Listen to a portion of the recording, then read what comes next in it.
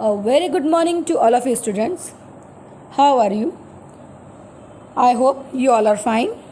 Today in Sanskrit we are going to start chapter 4th, question answers and exercise. चलिए हम start करते हैं हमारे एक्सरसाइज से. प्रश्न तो अव्यय पदानि चित्वा वाक्यानि पूरयत. अलम, अंत, बहि, अद्य, ऊपरी. ये जो दिए गए वर्ड्स हैं इनसे हमें रिक्त स्थानों की पूर्ति करनी है. पहला है क. वृक्षस्य डैश खगा वसंती. वृक्षस्य डैश में आएगा ऊपरी, खगा वसंती. वृक्षस्य ऊपरी खगा वसंती. खगा मीन्स पक्षी. ख. अलम विवादेन. ख डैश में आएगा अलम, विवादेन. अलम विवादेन. ग. वर्षा काले गृहात् डैश मा गच्छ. वर्षा काले गृहात् बहि मा गच्छ. डैश में आएगा बहि. मंचस्य डैश श्रोतार उपविष्टा सन्ति. मंचस्य अद्य श्रोतार उपविष्टा सन्ति. ड. छात्रा विद्यालयस्य डैश प्रविशन्ति. छात्रा विद्यालयस्य अन्तः प्रविशन्ति. एक बार फिर सुनिए स्टूडेंट्स. क. वृक्षस्य उपरि खगा वसन्ति. ख. अलम विवादेन. ग. वर्षा काले गृहात् बहि मा गच्छ. घ. मंचस्य डैश अद्य श्रोतार उपविष्टा सन्ति. ड. छात्रा विद्यालयस्य अंत प्रविशन्ति. प्रश्न 3. अशुद्ध पद चिन्हित. Odd one out. इनमें से हमें एक वर्ड चुनना है जो अलग हो, ऑड हो. क. गमन्ति, यच्छन्ति, पृच्छन्ति, धावन्ति.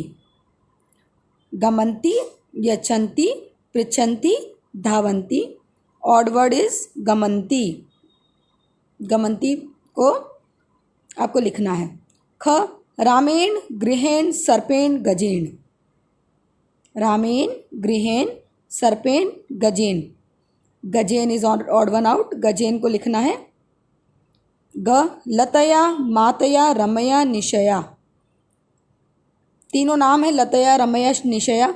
मातया अलग है. मातया को बाहर लिखना है डैश में.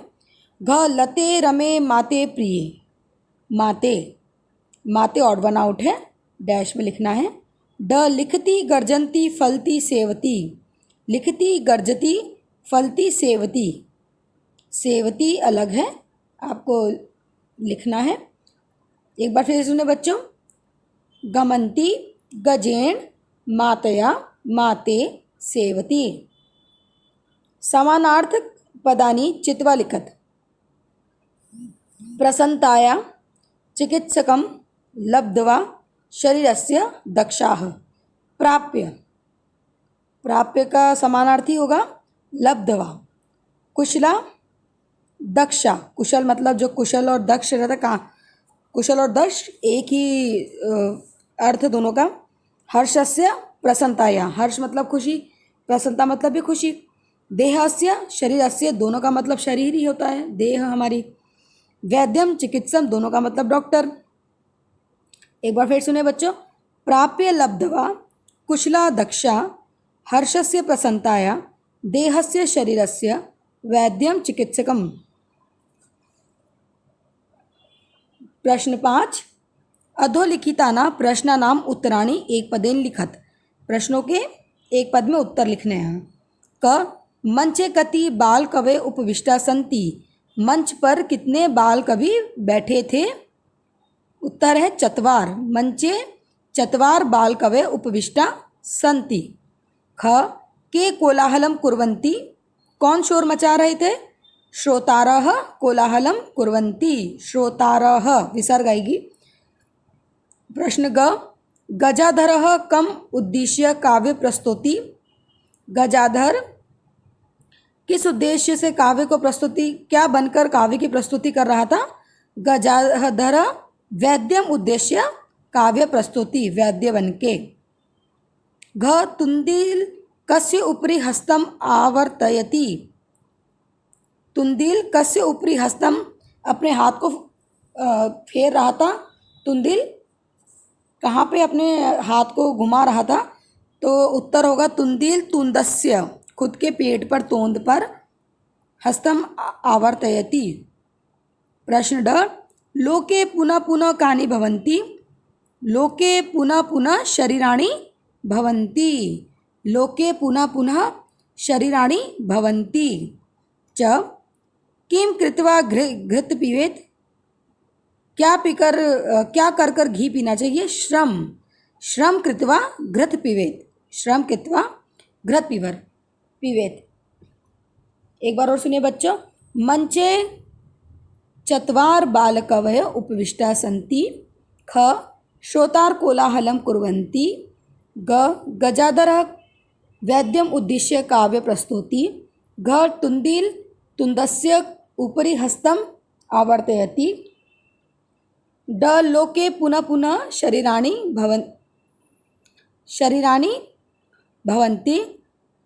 च श्रम कृत्वा घृत पिबेत। प्रश्न 6, ये जो वर्ड्स दिए गए इन्हें हमें कहानी में फिल करना है, रिक्त स्थानों की पूर्ति करनी है। पुरा एकस्य नृपस्य एक प्रिय वानर आसीत्।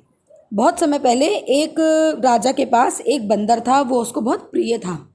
एकदा नृप डैश आसीत्। एकदा नृप सुप्त आसीत्।